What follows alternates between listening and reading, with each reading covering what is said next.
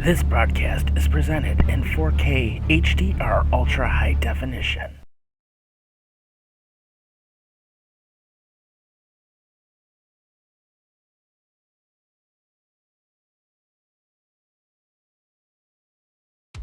Presented by Horns and Hooves Entertainment. You are watching Andy Van Meer, Adam Fitzgerald, Bobby Hansen, Sean O'Malley, Tom Wujacki, and Julian Cologne. You still up? Live. It's Buffalo After Dark. Welcome aboard to Buffalo After Dark. It is Wednesday night, September 21st. We've got a good show loaded for you tonight. We're going to talk hockey first, then we'll get into Bills victory week. But of course, right now we've got Bob on the air, and then of course we'll likely have the other guys later on. How's it going? Good. Life's been good for me thus far. Personal note news, I was drafted in a deck hockey league on Sunday night. I was drafted in the 7th round by a team called the Marauders team, and I'm going to be debuting tonight at 10 p.m. Eastern Standard Time. For those who are watching out west, after the show, I'm bolting right to my game and going to enjoy my time, and it's the best thing I could do. It's deck hockey, so for those who don't know, it's basically roller hockey, but you're not roller skating or ice skating. You're using your feet, so you're constantly moving. So that's basically what deck hockey is. Well, good stuff, man. So yeah, go ahead and knock it out tonight. Andy's going to be on in a little bit. And of course, if you guys want to jump on 929-205-6099, we'll of course take your live calls, and we do have the Facebook chat up and running. But we're going to start with some hockey news first, and there was some news today. The Sabres have decided to extend General Manager Kevyn Adams.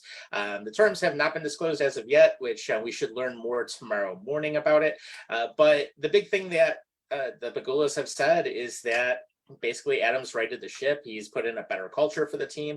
And one of the things that he was known for that actually helped him in this case was some of the talent development and basically how the team is starting to kind of turn the ship. Plus, he got a good return on the Eichel trade.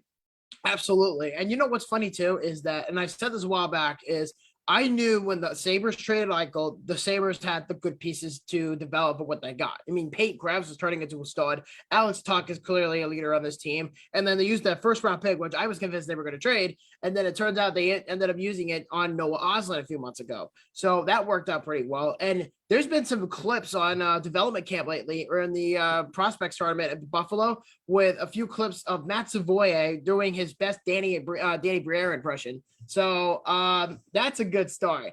And a lot of the kids are starting to get really, really good. And I was reading some stuff on NHLprospects.com and a bunch of other hockey sites doing their top ranked prospect teams in the league. And most of them have said that the Buffalo Sabres were in the top 5, if not number 1. Yeah, and I mean, the action I've seen so far with the prospects tournament, I mean, especially when we played against Montreal, when we played against New Jersey, the team's looking good. I mean, we have some really good talent in the system, and that's one of the biggest things I think that Adams has really improved over former GM Spotterill, and especially with Murray, who totally depleted the whole system to begin with. Adams brought in some good talent, and I mean, you have to figure Jack Quinn, you've got Owen Power who's going to come up. Peterka's playing well. You have UPL, Devin Levi. I mean, the list goes on. And especially now, I mean, you have to figure with the returning guy. Alex Tuch, great player, really nice addition to the team. Dylan Cousins has a mean streak in him, which is great, which that's something Eichel would have never done, is actually literally beat the living crap out of somebody on the ice. And then you have to figure Peyton Krebs, I think, was really the gem of the trade, because the way Vegas had him set up, he was an AHLer. He wasn't going to be up on the big club. Once we got him here, he played a few games in Rochester, made the step up because of injuries, and look what happened. Krebs has turned out to be a legitimate monster on the ice. So I really like how his development has gone. And then I'm really looking forward to seeing what Levi can do and also what UPL can do coming off of that injury. Yeah, and you know what's funny too is that I remember looking back on that trade and I said Vegas got screwed over big time. The Vegas Golden Knights, I feel like mentally, as far as the staff and the executive department and the coaches and trainers, GMs and players, etc., I feel like ever since the Eichel trade, and it's just been bad blood with them because they've made stupid move after stupid move. Like, for example, who told Vegas to completely deploy the gray jerseys and make the alternate jersey, which is gold, to be their primary jerseys? Who told them to do that? Who told them that the Vegas Golden Knights' center ice logo is pure copper and not gold? Somebody tell me that, like, legit. And there was even one article, Tom, believe it or not, that I read that because Jack Eichel makes over $10 million a year or $10.5 million, whatever the number is, I have allegedly read that Jack Eichel apparently is not looking to buy his own house, but rather he's renting in someone else's house that's on the team. That's an interesting take, because after the whole thing that happened with Eichel, he wanted out so bad. And anyone saying that he didn't want out is full of it. Everybody knew he wanted out. He wanted out several years ago. And that's just the way he handled himself. But especially if he's not committing to Vegas, I mean, who knows where he's going to end up. But the thing I really like about what happened with Vegas, though, they put themselves in salary cap hell for at least the next couple seasons. Yeah, but I think anybody who knew that they were going to trade for Jack Eichel, I think everyone and their mother knew that once they traded for Eichel, they were going to be in cap hell for a while. Yeah.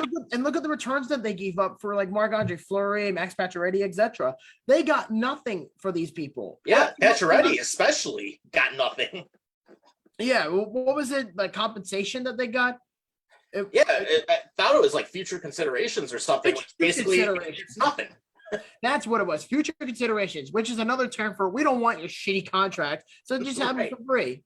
And look at Marc-Andre Fleury. He's doing much better in Minnesota. He's not what he was. Yeah, they extended him, but it's not like he's not like what he was clearly in, like, Vegas or Pittsburgh. And then you have Max Pacioretty, who got traded to Carolina with Brad Burns from San Jose. So Carolina's going all in, and they're bringing in veteran guys. So really, the Vegas Golden Knights, I feel like, are on the verge of collapse, and they don't even realize it. Yeah, and their goaltending situation is brutal right now, too, because Robin Lehner's up in the air. Yeah, Robin Lehner is done for the year. He got hip surgery. So their goaltending duo is Logan Thompson and Laurent Brossoit. And Laurent Brossoit apparently is not ready by the season starter. So really, Vegas has to call up Logan Thompson and another AHL goalie in their farm system. Because I remember when Vegas had this carousel of goalies when they first year in existence. I remember I went to a game at the Barclays Center. Really quick story. I went to a game at the Barclays Center with my buddy CJ, who is a Vegas Golden Knights fan. And he said to me, the team was in shambles with Fleury being injured and etc. With Subban being injured at the time. So Vegas had to call up Logan Thompson, who was coincidentally in the ECHL at that time. So they had to call him up. And then it was just a disaster from that point on. But it's not temporary like it was at the time. This is a long-term issue for Vegas. Mm-hmm. Yeah, and even looking at cap friendly, I mean, it's pretty interesting to see what they're mentioning, because right now Vegas is in the red. They're 2.66 million over the ceiling, and right now with the cap being 82.5 million for 2022 and 2023, they have to get back into the cap compliance by the first day of the regular season. So, and keep in mind, Shea Weber alone has a $7.86 million cap hit. Why did they trade for him if they knew this? Right. And even with that, if they move him the long-term injured reserve, I mean, they're still going to be at 77.3 million in cap. So they only have 5.2 to work with. So that whole trade makes no sense. Yeah. And then adding icing on the cake, or just adding salt to the wound. The Eichel contract is ridiculously long. It's like, what, 4 or 5 years left, Tom, on that contract? Yeah. It's around 10.5 million. Mm-hmm. That's fucking crazy with what they got going on. And I seriously just don't understand what the Vegas Golden Knights agenda is. And I understand they're trying to win a cup, but you're not going to win a cup with this current core. I guarantee you. And I feel like the only person on Vegas that's worth the damn, if I'm being completely honest right now, is William Karlsson and Shea Weber. I mean, not Shea Weber, Shea Theodore. That's who I'm thinking of. But Eichel is a good piece when he's healthy. He's a good hockey player. There's no denying that. But he's a bitch, and that's the problem with Jack Eichel. He quit on the city of Buffalo as the equivalent of when LeBron quit on Cleveland to go play for the Miami Heat. And I'm not a basketball guy, but I remember reading that story. So but when he did the whole ESPN special about that was an hour long, it's like, oh, which of these 3 cities am I going to go to? And then, of course, the reaction in Cleveland was to basically start a riot and a fire. Yeah, it's the same thing here in Long Island. John Tavares was like, but his situation was very different because he was like, oh, I want to be an Islander for life. I want to sign a contract here. This is my home, blah, blah, blah, blah, blah. And then in 2018, he said nothing to the Islanders until 12 o'clock. He said, I'm leaving and I'm going to go play for the Toronto Maple Leafs. And then since then, he hasn't done much success in Toronto. Yeah, they're powerhouses in the regular season, but they don't do shit in the playoffs. JT is a disappearing act. Right. Right. So then this is another scenario that they ended up talking about with the Golden Knights being tied with the cap. And they mentioned right now, they still have to look at what to do with Nicholas Hague or Nicholas Roy. And basically what happens is that with only having about 5.2 million of cap space, and since that point too, they also have a deal for Riley Smith. So then what's going to happen? Basically, you're getting rid of one or both, and you're going to get nothing in return except for maybe a second round, but you're still going to be screwed in the cap either way. Yeah, and people are convinced, oh, what do the Golden Knights have to do to get better? I know. Let's abandon the black pants that we wore during our inaugural season and go with gray pants. Seriously, Tom, what the actual fuck are they thinking? Yeah. I don't know. I don't get I don't get their marketing. I seriously don't get it. What they're talking about their marketing tactics. They're so inept that they have to deal with Jack Eichel's stupid bullshit drama. And then on top of all that, you make your center ice logo made out of copper, and then you go from black to gray. And on top of all that, you have a Piccadilly circus of goalies going on in your farm system. And on top of all that, you trade away all your players that was expect to help you to win a cup, right? So you make it to conference finals and you do nothing with those guys. You end up trading them for a bag of shit. Right. Exactly. And then Joey Hatch is in the chat with us. And he's basically saying, I guarantee you they will let Jack go. He's not worth the money. And he's also wanted to say what's up. And he basically said it's because they took the bum Jack Eichel's $10 million. So that's where we're at. Joey, what's up, my guy? But I do have a comment about that. And that is, if they just somehow just get rid of Jack Eichel just for the sake of get rid of him, they're going to be even in more cap trouble because I believe they'll suffer the same consequences as the Islanders did 15 years ago with Rick DiPietro. After they bought out his contract, they had to give him an extended amount of money. I think it was like maybe 10 to 11 million per year because of how big that contract was. And oh my fucking God, I'm so glad they got rid of it. I mean, they just ended up paying it off, and him and Alexei Yashin, Jesus Christ. No, but yeah, I don't even remind me of those two guys. Rick DiPietro sucked, and Alexei Yashin was a fucking asshole here. I mean, he was great for the Islanders in his first 2 years, and then he kind of just came and went, got the money, and he said, I'm not going to come back. So that's basically what happens. Fucking exactly. I know. It looks like we got either Andy or we got good old Luffy with us. It's me. There you go, Andy. There we go. There's Andy. Yeah. Hello. Hey, Andy. So we're actually in the middle of just talking about Vegas's clusterfuck off season. And we're talking about the contract with Jack Eichel, about how it's going to affect the team. And then, of course, I said, why not just throw in gray pants and a copper logo in the middle of the center ice, and on top of all that, just trade away everybody like they're a bag of shit. Yeah, Vegas has dug themselves in a hole they're not going to get out of for quite a while. They're going to be lucky if they make the playoffs. I'm telling you right now. Jack Eichel or not, they have no draft capital. They got nothing. I mean, it's poor mismanagement all the way around. Yeah, and the thing is, the team is not even 5 years old, and they're already dealing with this shit. Yeah, they put all their eggs in one basket, and I mean, first year they're going to the cup. All right, crazy fluke, and then they keep going to the playoffs. So they're going to try and keep getting better and trying to get to the cup again and win it. But it's costing them greatly with all their draft picks. And now the cap is so bad, they got to trade away good players, for nothing. Yep, so. And a good example of that is Max Pacioretty and Marc-Andre Fleury. It's coming back to bite them, and I couldn't laugh even more than I have already had already. It's very funny to watch. Yeah, and I also told Tom, too, that there was supposedly in a story that I read 2 days ago that said allegedly that Jack Eichel is not buying his own house in Vegas because of the taxes. So instead, he's going to be, because he's making $10.5 million from Buffalo, he's going to decide to save his money and be a cheap ass and rent out somebody else's home. Yeah, I think he's got a nice pad somewhere in, I don't know if it's Connecticut or Massachusetts, somewhere off the water. I know he goes for summers. Well, there you go. I mean, I wouldn't be shocked if he like rented a house or rented an apartment for the time being. I don't know what the taxes are out there. I They're mean, nuts. They're nuts. My dad and stepmom lived in Nevada for like 20 some years. they're worse than New York. Well, they're not as bad as New York, but they're not great. I mean, Nevada has a lot of fees and different things that go on over there. Yeah, well, you got to be smart with your money. Just can't wipe it away. I mean, 10 million per year.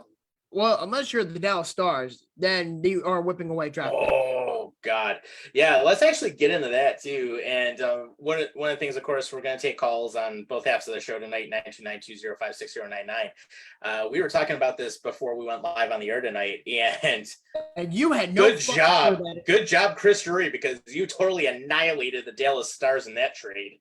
Yeah, Andy, did you hear about the trade the other day? Lundkvist to Dallas for a first and another pick, I believe. Yeah, so the full details for those who have not heard, and Tom didn't even fucking know this happened until like 10 minutes kind of ago. incognito the last few days, man.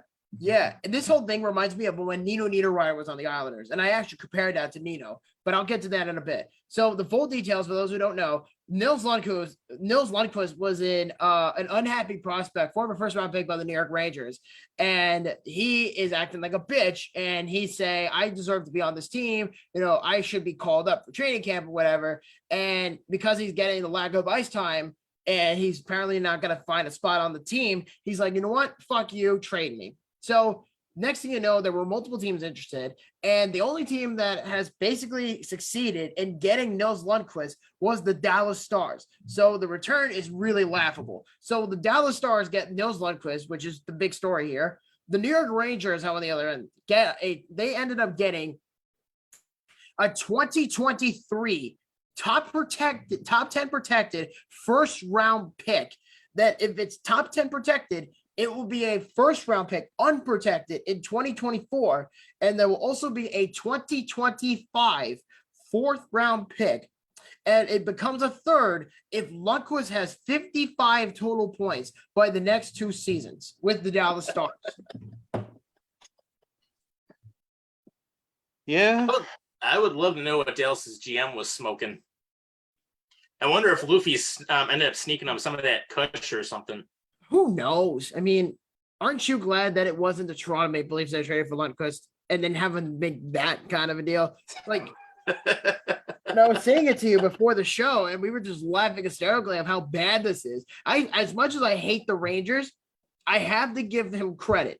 I got to give Chris Drury. It's a good deal for the Rangers. They made out big time. I give Chris Drury a lot of credit. A lot of credit for going out and getting a first-round pick for an unproven prospect who's only in his early 20s. That is ridiculous. I mean, considering what the price they gave up to get him, insane. The Dallas Stars are on crack. Why on God's green earth would you trade a first-round pick for an unproven prospect? Right. I mean, it makes no sense whatsoever, but like we said, good job to the Rangers. You own Dallas on that one. I got to look at it from Dallas's point of view. Did they do their due diligence on Lundkvist? I mean, you're going to pay that kind of price. Now, granted, we did make the playoffs last year. That pick can, if it, whatever it turns out to be, could be a low end pick, which could be worth it. For the Stars, if they're making the playoffs every year, you're looking at 20 to 32 range. So we'll see. Hopefully they did their homework, and if Lundkvist can replace a guy like Klingberg on the point, Dallas makes out, with a young good prospect. Yes, he's unproven, but he's still an H-chip prospect, and if they did their homework, then, kudos to Dallas too. I don't totally put him out of the water here. I mean, granted, if he doesn't do well, then yeah, the Rangers really did make out. I would say that's the only excuse to why Dallas even got Lundkvist to begin with, was simply because to replace John Klingberg. I mean, Klingberg demanded too much money. He was even to the point where he demanded a trade from Dallas. And there was teams like Colorado, Seattle, New Jersey, Edmonton, I think was brought up. And then he ends up going to the Ducks, which doesn't make any sense unless it was for the money, of course. And then, of course, now you got Nils Lundkvist. And it's almost like you're thinking to yourself, if you're a Dallas Stars fan, how do you feel about that? Like, you give up a first-round pick for a guy who has not shown any flashes of talent in the pros. I mean, yeah, in the Swedish Junior League, sure, but that's nothing compared to the NHL. The NHL is a completely different animal compared to juniors. Well, that's what coaching's for. And, if they like the player and they like what he brings, and you try to make a pitch for him. You come to the table, you see what it's going to cost you, and if you feel comfortable, making that deal, then you make the deal. I mean, you won't know until he produces, and when he produces, we'll show for those picks going back to the Rangers. I don't completely put the Stars out of it. I don't. I mean, Klingberg is an offensive defenseman. He sucks defensively. If Lundkvist can at least be a top two-way type of defenseman, kind of clean up his own end as well. I mean, it could be worth the bargain. It could be worth the trade. I'm not going to go crazy over it just yet till it actually pans over like 2 or 3 years and he's a starter. Well, I also said this to Tom, and I said, this trade reminds me of so much of when the Seahawks traded Rick Meyer to the Bears for a first-round pick. That's what this trade reminds me of, because you traded for a guy who had one good year and then afterwards sucked. And then they get a first round pick out of it, and the Bears only played him for 3 games and they cut his ass. So to me, that's a whole different story, because what the Bears did, they did that out of desperation. Dallas, on the other hand, did it out of desperation too. But the desperation part comes in when you trade a first round pick, and there's no guarantee the Stars make the playoffs next year. Because how do we even know the guy even gets called up? Yeah, like I said, if they did their due diligence and their homework on him, and they think he can be a top 4 defenseman, then they're going to wager that kind of a pick. So I mean, he's going to get time. He's going to play. I mean, you don't waste a first round pick on someone who you're going to slot in the AHL. So he's going to get a shot. You kind of have to at this point. I mean, again, we'll see what Dallas does with that selection. Or, I'm sorry, the Rangers. Let's see what they do. You don't give a potential Stanley Cup contender another first-round pick to flip for another asset. Because, the Rangers can end up trading this pick and get another top 6 forward on their team.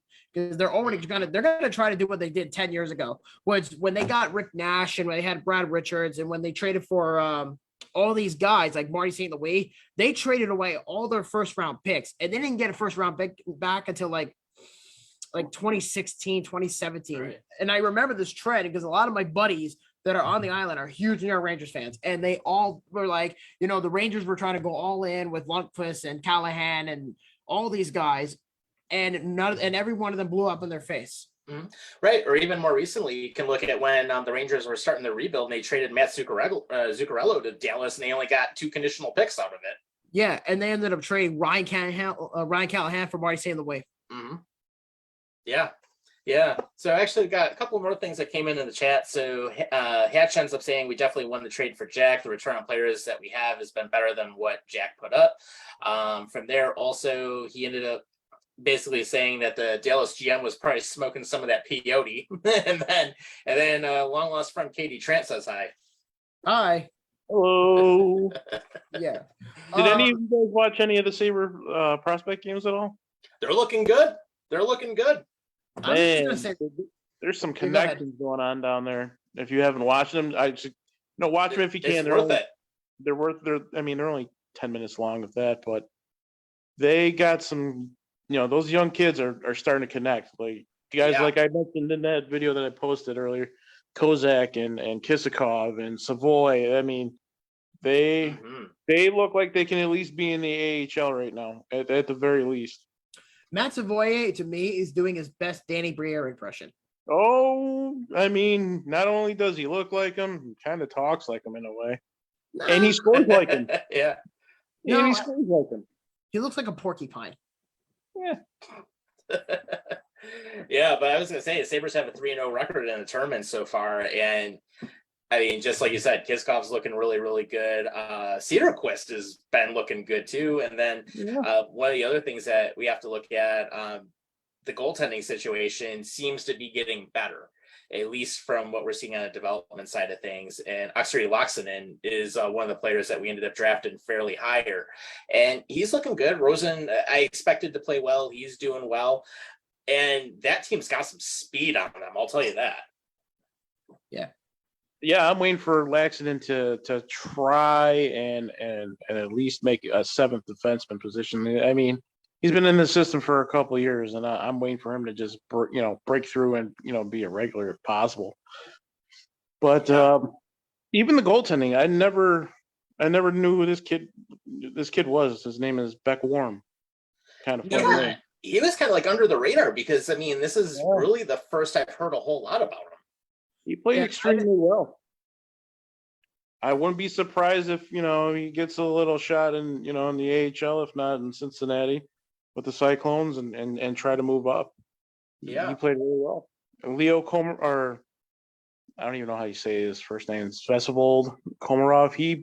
He's looking like another Matt Samuelson to me, another shutdown type of big D man. So he's another one I'd watch out. Lindgren looked great on the defensive end. He's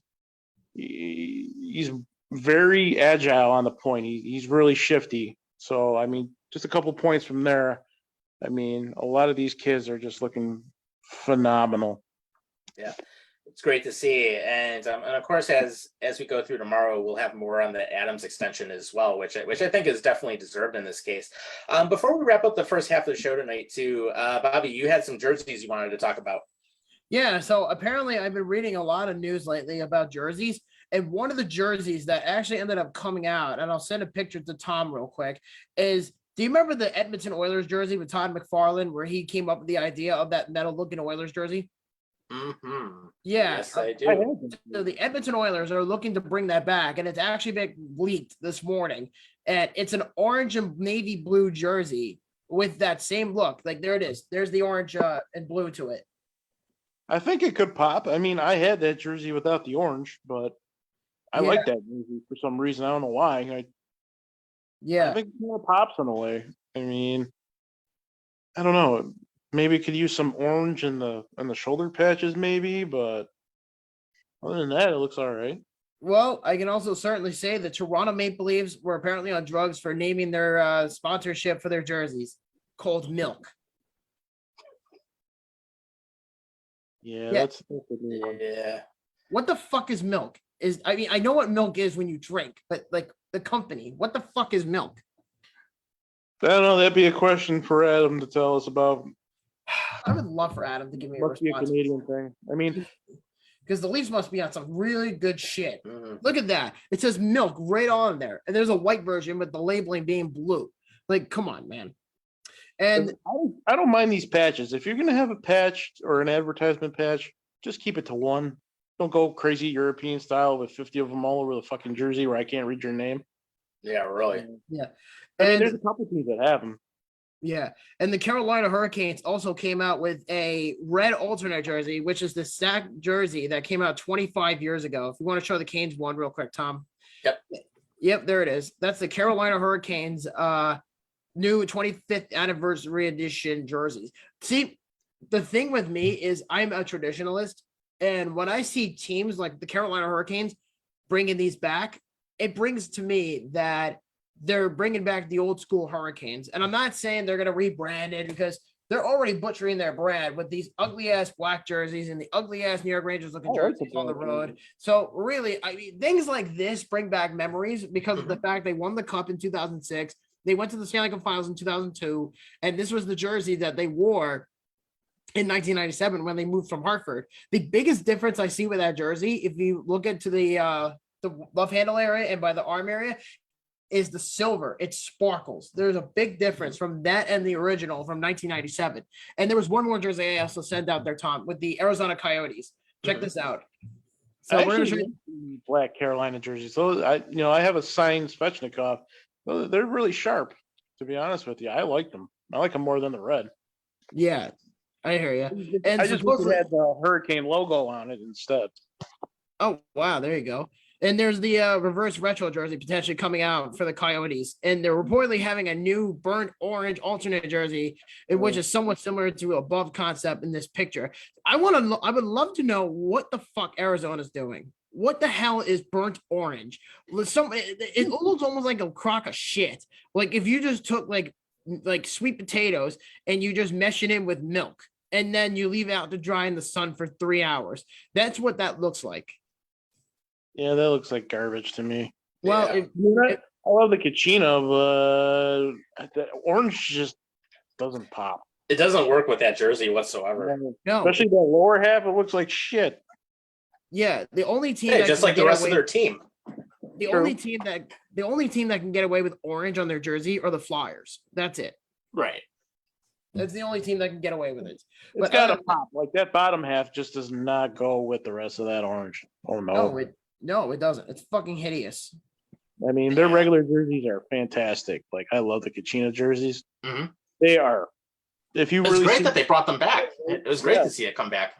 you see them in the bright light, like you watch one of their videos, like in like actual bright light, it looks phenomenal. Mm-hmm. Mm-hmm. But that orange shit, ugh. Throw it away. Oh, you're not kidding, man. You are not kidding. And on that note, what we'll do is we'll be right back with second half of Buffalo After Dark. We're going to go right into Bills talk. So, of course, stay with us. We'll be right back.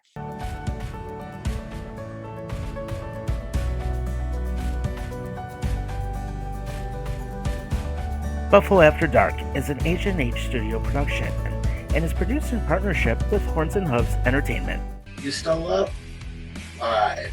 It's Buffalo After Dark. And welcome back to Buffalo After Dark. This is the second half of the show, and we're jumping right into Bills talk. If you want to call in, 929-205-6099. We've also got the Facebook Live up and running. And, of course, Julian's going to join us in a little bit.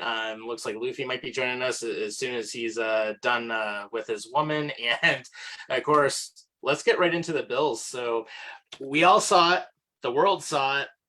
Monday night, it was just total domination with that win. And Derrick Henry, we answered what you could do, because the fact that you were limited to only 25 yards on 13 carries, I mean, shutting down that run game. But man, there's no doubt that had to be one of the best Monday night games. Yeah, I also apparently read a stat that this is the first win in Buffalo on Monday night in almost 25 years. Yeah. I mean, everything clicked. And let's take a look at some of the stuff. So, I mean, Stephon Diggs, another great game. And how about that 47-yard Oh, yeah. bomb? I got to tell you, man, the Bills just went absolutely nuts on Monday night. So the Bills accomplished two things. They knocked out the Super Bowl champs, and they knocked out the reigning former first overall seeds in the AFC from last year. They completely just pulled their strings together, and they got redemption from both those games. And now they got a bigger challenge ahead of themselves, allegedly, against the Miami Dolphins on Sunday. Yeah. But, I mean, they showed up, straight up. They showed up. And, of course, Jake Kumaro actually had a touchdown. Dawson Knox had a touchdown. And it was great to see him get the ball again. But how about that defensive touchdown that we had? Yeah. With Matt Milano, that guy. Yeah. Oh, yeah, that was On that pick six. How about that? that was glorious. That was just glorious to watch. I mean, the Bills, like I said, the Bills played their ass off, and they showed like they're not even joking around at this point. They're serious. They want to win the Super Bowl. And honestly, I don't blame them. I mean, their defense looks great. Their offense is an absolute juggernaut at this. Yeah, number one scoring offense right now through week 2. And you know what's funny? I read a stat too that said the Bills outscored their opponents 72-17 in the last 2 games. Mm-hmm. That's very true. And then another stat that came out, 688 games started by the Bills' own draft picks, going back to when Bean and McDermott started. That's as close as you're going to get to building a Golden State Warriors type team. Yeah. I mean, bottom line, this team is built. And then, of course, as we went throughout the game, I mean, Derrick Henry was limited. I mean, the run game for Tennessee was shut down. And then, of course, good old Tannehill, he had no answers whatsoever, and he got benched in the second half. So that happened. And then how about that second pick six that almost happened right after Milano? Oh yeah, I remember that. I mean, Jordan Poyer got an interception. Yeah. I think Carlos Basham recovered a fumble. Matt Milano got a pick six. So there was a lot of moving parts in that game. And I will say, from Buffalo's perspective, that was an all-around good game by the team. And you can tell that there's a lot of energy from that club. They are genuinely looking to the point where they want to win a Super Bowl. Mm-hmm. Yeah, I mean, hell, even Reggie Gilliam got a touchdown in the first half. How about that? Even that guy. Gabriel Davis fucked me over because in our fantasy league, I have Gabriel Davis as my number 2 wide receiver. And when I found out that he was sitting out for the ankle injury, I'm like, oh, come on, really? And I was so desperate for a second wide receiver that I ended up getting Khalil Shakur to take his spot. And it turns out that acquisition was so bad that he got me no points on the bench whatsoever. I mean, not on the bench, as the starting lineup. Right. I was debating between him or Kumaro, but I didn't know what to do. And Kumaro ended up having more points than projected. So, yeah. And Christian Benford's stepping up pretty good too. And looks like I think we've got possibly Mr. Joey Hatch himself on the line with us. Ooh. Yes, sir. He's back. How's it going? The man who's doing with 12 pretty Man good. Mafia. I'm still wound up from that victory, and I can't wait to go to Miami. You bitches want to call us out? We coming to fuck y'all up. There You know we go. what? I just want one thing to say, and I'm glad you mentioned Miami because I think Tom and I mentioned it a while ago on our last show. We're ended up going to Kansas City in 3 weeks for the Bills-Chiefs game, so we can't wait for that. And Right. I'm just waiting for the Bills just to go to Buffalo or to go to Miami and beat the living shit out of them because of the fact that all these Dolphins fans for the last 2 weeks would not ever shut the fuck up about their chances of saying, oh, we're the best team in the AFC East, we're the best team in the league, etc. I'm just waiting for the Bills to go down to Miami and smack the shit out of them. Well, does everybody remember what happened last year? What was it, like 2 plays and Tua was out with an injury? Yeah. Yeah. Oh, yeah. They better protect Yeah, him then he because got- I'm telling you right now, we coming to take your soul. We don't want to just beat you. We want your soul. I was going to say, wasn't he knocked out with a concussion in that game? I don't remember what happened, but I know Or the ribs or 57, something? Espinoza hit him, and next thing you know, he was out of the game. Yeah. And I was going to say, and Miami is lucky they haven't gone up against a good defense yet because, I mean, you have to figure the last 2 teams they've played against, well, New England's nothing. And then... And not just even that Miami called us out, but then Tua. Oh, I beat them the last 3 years. I would love to see them twice a year. Dude, I can't wait. I cannot wait. I want to shut you right up. Yeah. I don't Well, blame let's just hope Miami's fans don't blow up more cars in the parking lot like they did last week. Oh gosh. The dumbass who ended up deciding it's like, oh yeah, let's put a lit grill underneath the gas tank, and you know what's going to happen on that. I do think, though, I will just justify here, and I think that the people who burned up those grills in that parking lot, I think they had more burnt cars in there than the Dolphins had in the last 25 years and wins in the playoffs. Right. Yeah, seriously. But one of the weird stats that came out, and right now in the top 5, and I was very surprised to see this, but Tua is actually right now, and this is number one in passing stats.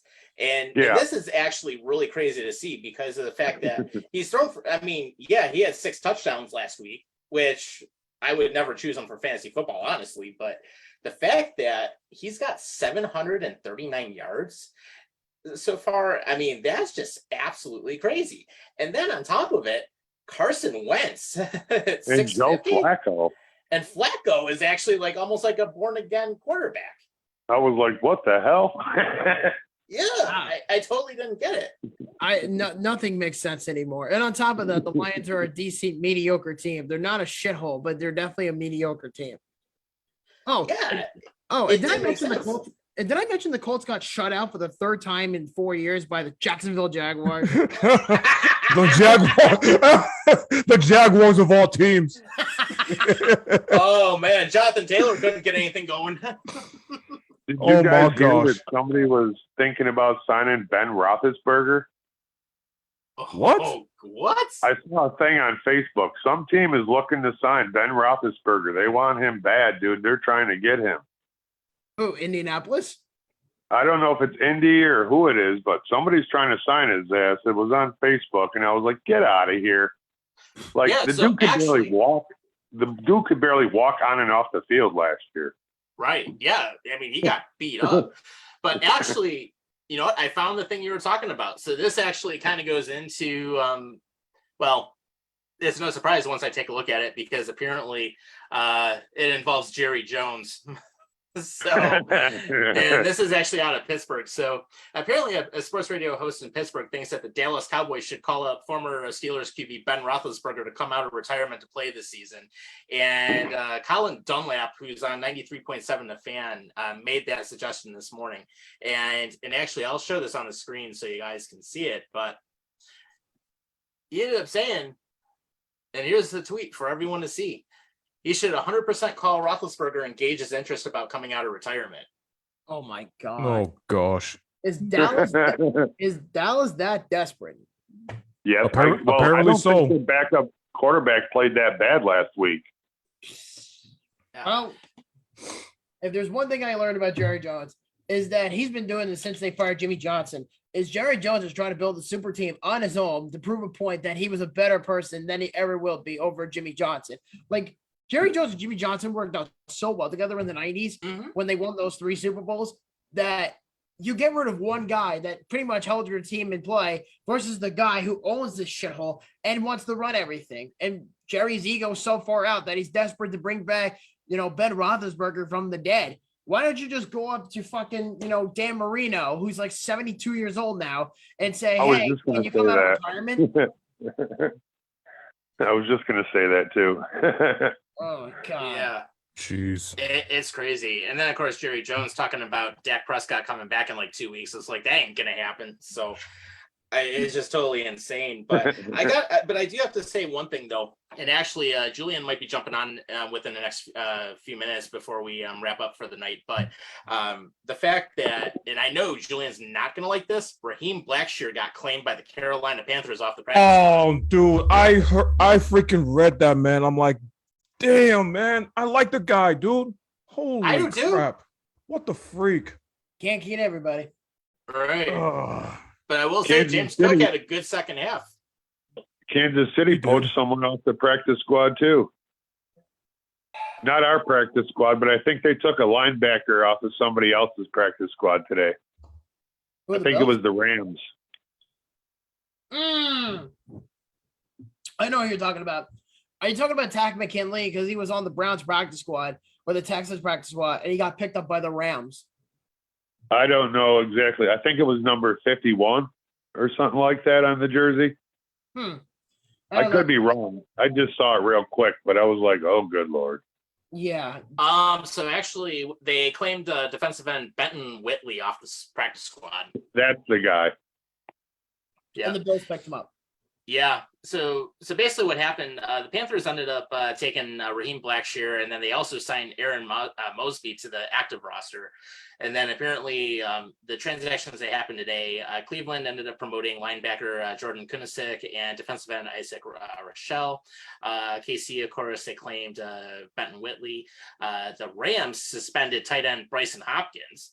And then the Steelers ended up suspending safety DeMonte Kaze, and then the Bucs ended up promoting defensive tackle Deidre Sennett, and then the Titans have placed running back Trenton Cannon and defensive back Chris Jackson on IR.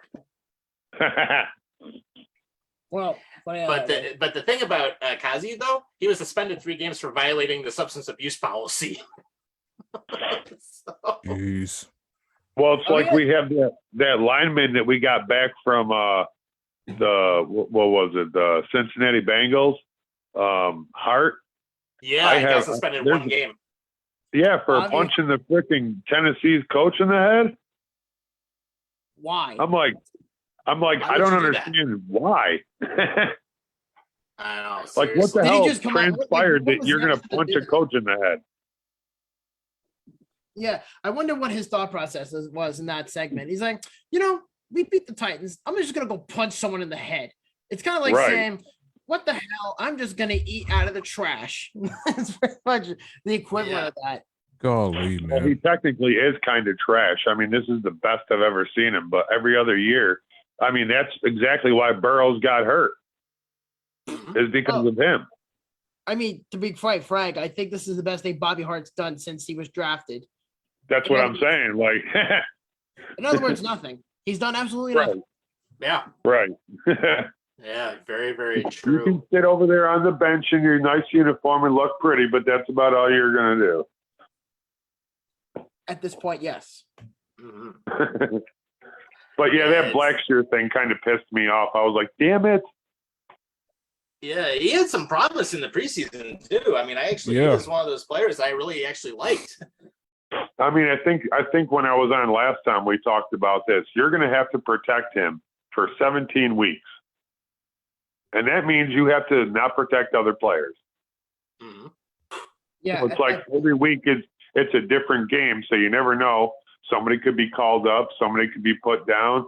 So it's like, you can't protect everybody, but I really would have protected him. Yeah. Well, I mean, I would have loved for them to protect Christian Wade, but obviously the British rugby guy ended up going back to the UK, I think, just to play rugby, I guess, afterwards. I'm not really sure what exactly happened, but I remember something like that happened. Yeah. He had offers to go play right after they let him go. So if he was smart, he would have went back. Maybe. Because he had offers before he even was off the Bills. They were trying to get him. I think that's what I remember the most about it, but who knows? I mean, there's so much that It's happens. it's like the guy touches the ball once, he runs a touchdown. It's like, okay, there's something there.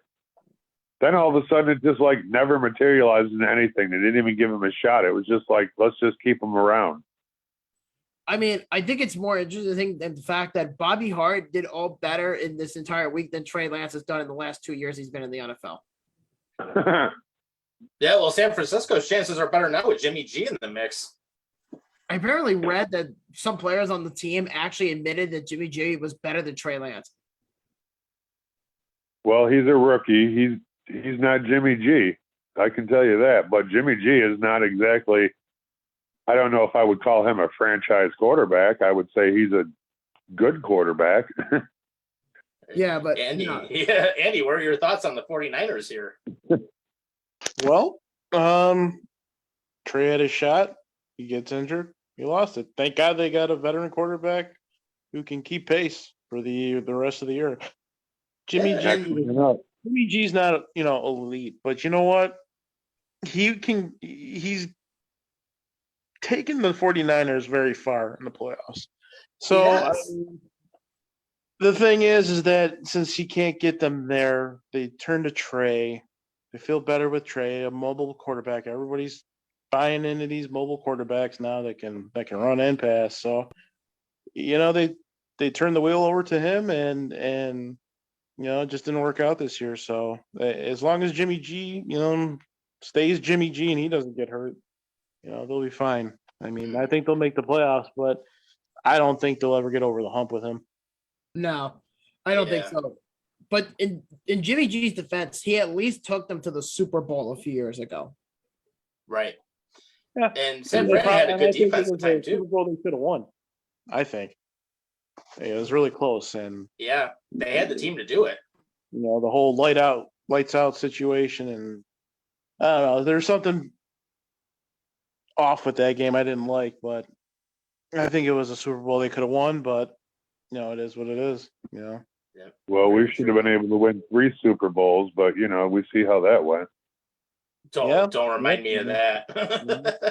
Another But one with Kansas City. Yeah, I mean, like I said, he just can't get it done. He's kind of a Kelly, kind of like a Jim Kelly. Can't get it done. Right. Yeah. Let me ask y'all a question. yeah, If Josh Allen takes us to a Super Bowl and he wins a Super Bowl for us, will he go down as the best Buffalo Bills quarterback in history? Yes. Absolutely. Yes. yeah, Just because one. he would have taken us to the promised land Exactly. and won it. Yep. He did something Jim Kelly couldn't do. Simple as that. I mean, And yeah, obviously, no disrespect to Jim Kelly, but at the same time, like, come on. Yeah. Right. I mean, I love Jim Kelly too. I mean, he ended up bringing us there 4 times, but he's 0-4 in the big game. And if Josh Allen even goes 1-0, there you go. He's your standard setter. Yeah. You gotta crown him king. Sorry. Yep. I mean, Jim will always be on that same level as Josh, because he still made 4 appearances. Josh may, have the Aaron Rodgers syndrome with, I went, I won one and then I haven't won any after. Haven't gotten any. Right. Or kind of like Peyton Manning when he won the one finally after all those years in the league. And then it took him going to another team to finally win his second before he retired. I mean, kind of like the same thing in a sense. But I mean, but either case, though, I mean, Kelly went to 4 straight and nobody has ever done that since. So, No. I mean, they'd be right up on that same level. But what I want to jump into real quick is right now we've only got 10 minutes left. So it is time for last call on the show. And if anyone wants to jump in, 929-205-6099 will get you on. We want to talk about the Bills injuries because there were some wicked things we saw in the game. And luckily, Dane Jackson walked out of the hospital on his own after that neck injury where his neck went backwards about 180 degrees. It was, for anyone that saw that did not look good. No, it didn't. It was hard to watch. That gave me Kevin Everett vibes. Yeah, it reminded me of that. And I mean, another player I would even throw in there that was similar was Ryan Shazier when he ended up getting his neck busted in for the Pittsburgh Steelers. It was a similar situation. Oh yeah, I remember that.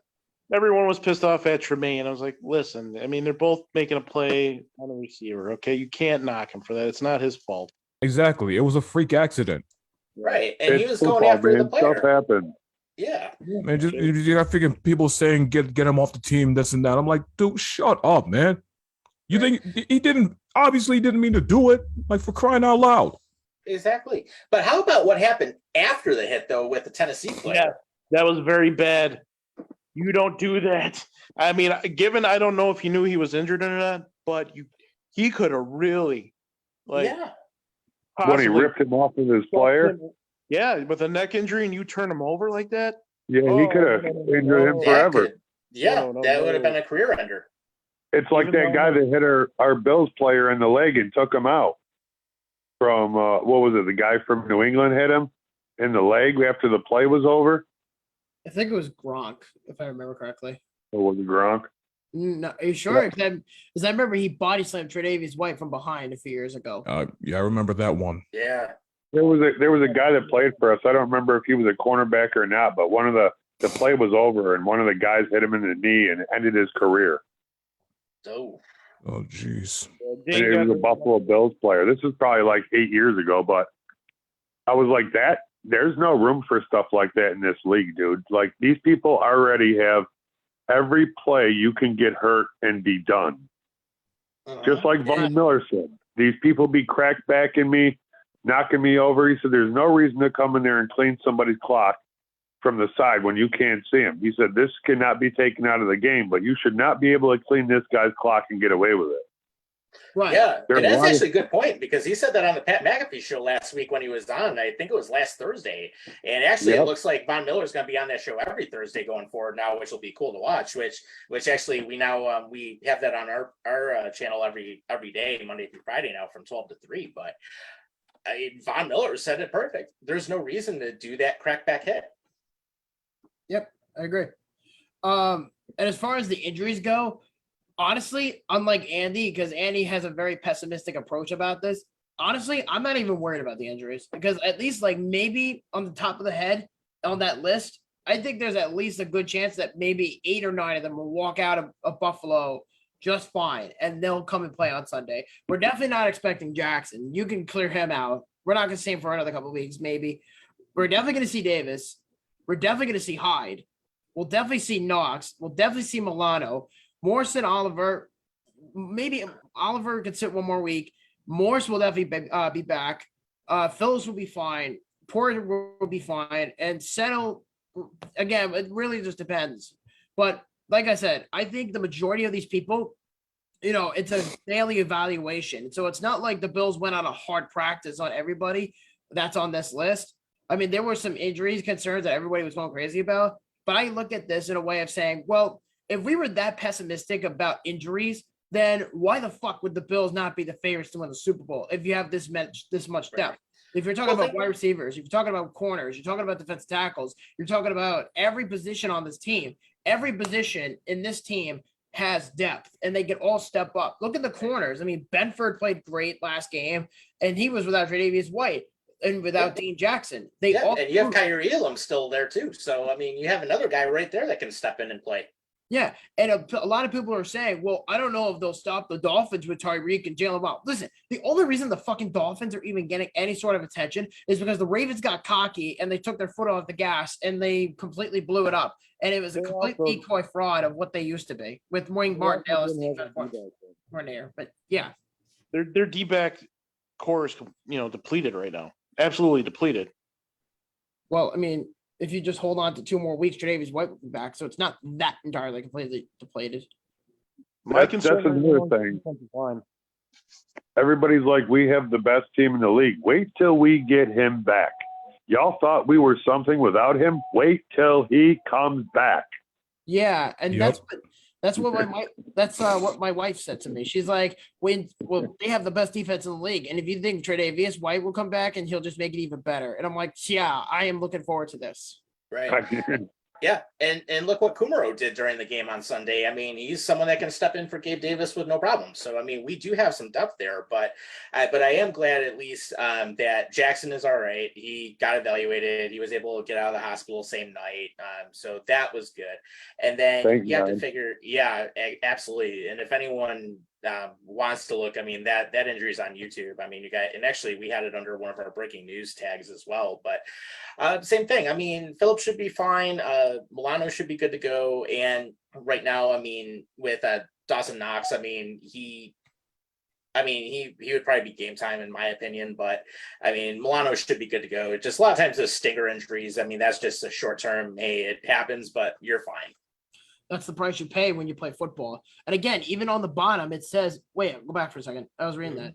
There's a little thing on the bottom on the injury report that said that the Bills conducted a walkthrough practice. So that was something I wanted to just point out because, again, a lot of people saw this list and they freaked the fuck out because they're like, oh, my God, they're not going to play on Sunday. And they're freaking out, being a typical Buffalo pessimist, on which I fucking despise.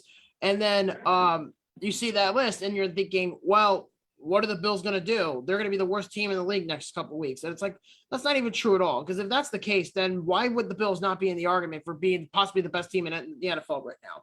I mean, exactly. And again, they have so much depth, and people thought they were going to get manhandled by Tennessee on Monday night when Gabe Davis wasn't going to play. And it looked like fine. They turned on the gas and they perfectly played a good game. They were perfectly fine without him. Yeah, and they shut down Derrick Henry. That was job number one, and that actually helped by building up the run defense, which we did in the offseason.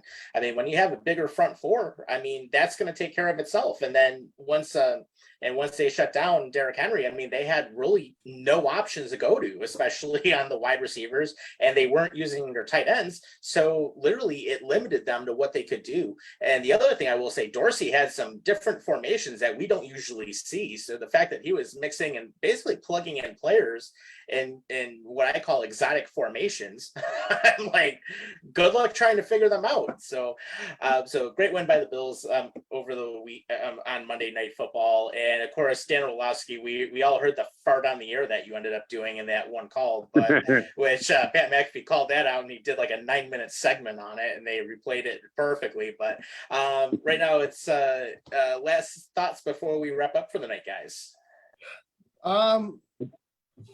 Let's have Joey go first because I think he has a lot to say. I got one question for all of you. Did you guys see Gabe Davis walking on the sideline after the game? I read that he was not limping at all. That's what I heard. He was not limping. Okay. My whole thing is we're not trying to put out a bunch of stuff for Kansas City and Miami to be able to tell what we're going to do. So I really think that Gabe Davis could have went. I just think they're trying to keep him like a secret weapon, so no one has a bunch of film on him. And I think on next week against Miami, him and McKenzie, they're going to do a whole lot of stuff. Yeah, and that's why I'm looking at that list. I think we're playing it very smart, and we're just allowing our players to heal at their own time instead of forcing everything now. Right. And that's what pretty much brings up more injury concerns. That's what happened with the Colts years ago with Andrew Luck, is that they rushed his concussions. They rushed his injuries with his elbows and stuff like that before he retired. And Indianapolis said it was all in the mind. That was Jim Irsay, by the way. He said that injury he had and the concussions and all that, that's all in his head. It's like, go fuck yourself. But I do agree with you, Joey, on that. With the whole aspect of they're playing with their cards right with the injuries. They're basically holding it up for Miami and for Kansas City and even potentially Baltimore if they somehow put a pedal up their ass again. So who knows? I mean, I like that approach. But again, I think Gabriel Davis could have played, but they're holding on to him for Miami. The same thing is happening here with everybody else, with Milano and with Jordan Phillips. They're trying to manipulate the Dolphins into thinking, okay, they're going to be shorthanded going into Sunday, so let's just get everything ready to go. And then they're like last minute, oh, sorry, they're going to play. And then the Dolphins are like, oh, fuck, we can't do it anymore now. Yeah, and plus we ran up the score enough to the point where we actually were able to give a lot of our starters some time in the second half where they could just sit down and relax. And 5 minutes into the third quarter. Yeah, and one last thought I'll even throw in too is love Dorsey how that swag with like a minute and a half left when he's like, oh yeah, this game's over. He just walks right out of the booth. I love that. He walks right out like a boss. Eat your heart out, Duval. Yeah, although I will say. Yeah, although I will say Dayball, I mean, yeah, he's 2-0 as the coach for the Giants, but I mean, they won by 1 and they won by 3, so it's like that's not promising yet. It don't matter if you win by a half a point, brother. A win's a win in the NFL. True.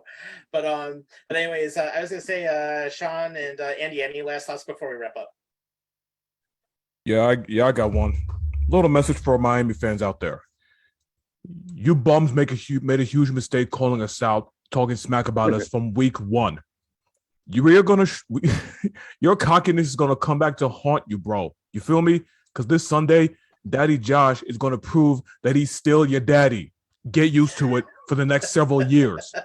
It's gonna be the equivalent of Rodgers to the Bears.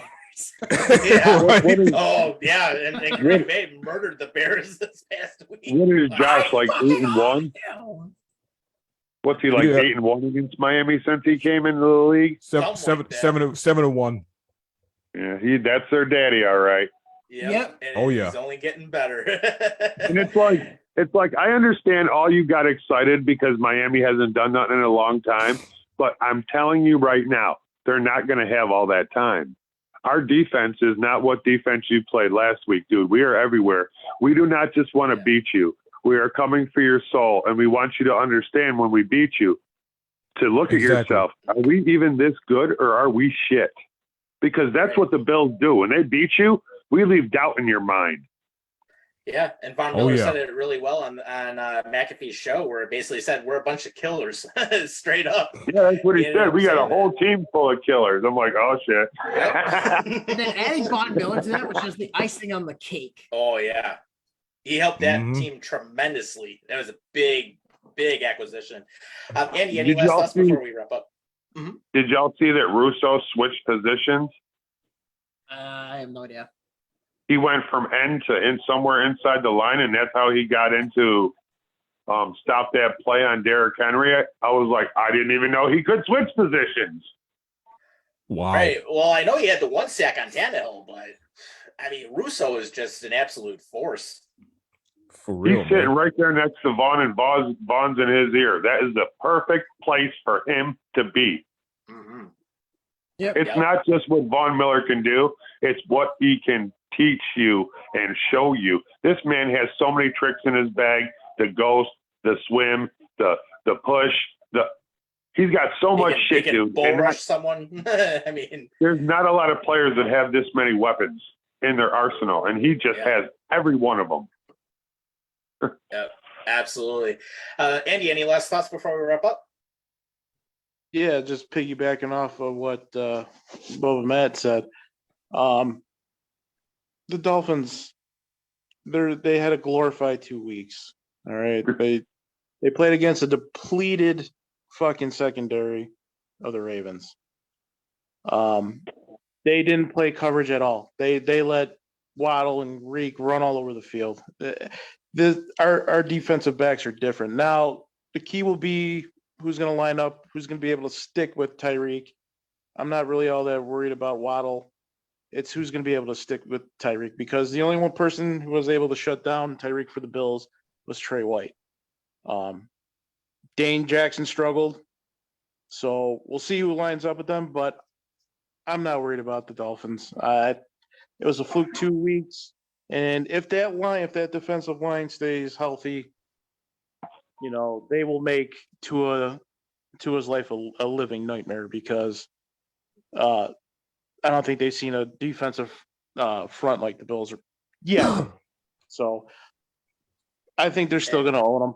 It's just they're getting the hype because of what Tua did on a Ravens depleted defense. Good for him. I mean, it helps when you get more weapons, sure, but you're not playing the same defense every week. Yeah, So. and Tua still can't throw the deep ball effectively either. So, I mean, that's one of the other things where when Tyreek Hill was in Kansas City, he had Mahomes who could throw the long bomb, and he doesn't have that now. I mean, I've only seen Tua try to throw it long once, and it wasn't that great. But he had to slow down and catch the ball. They don't have a run game. I don't think.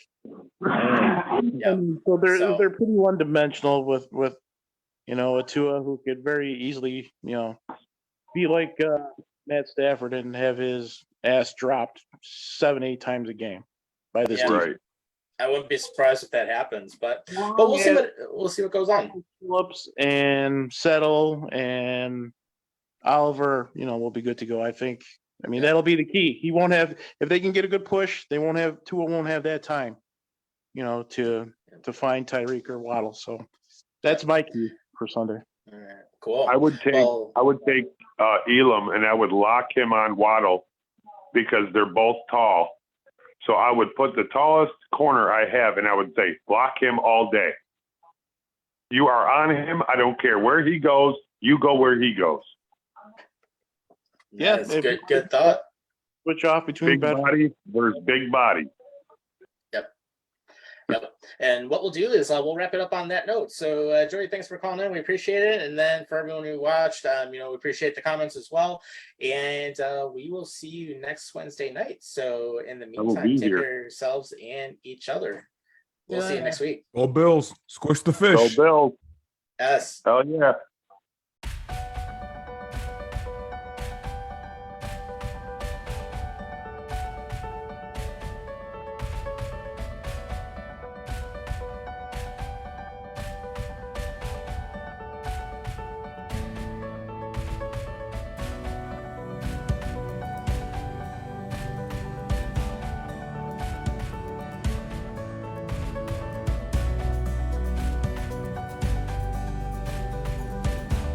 Buffalo After Dark is an H&H Studio production and is produced in partnership with Horns & Hooves Entertainment.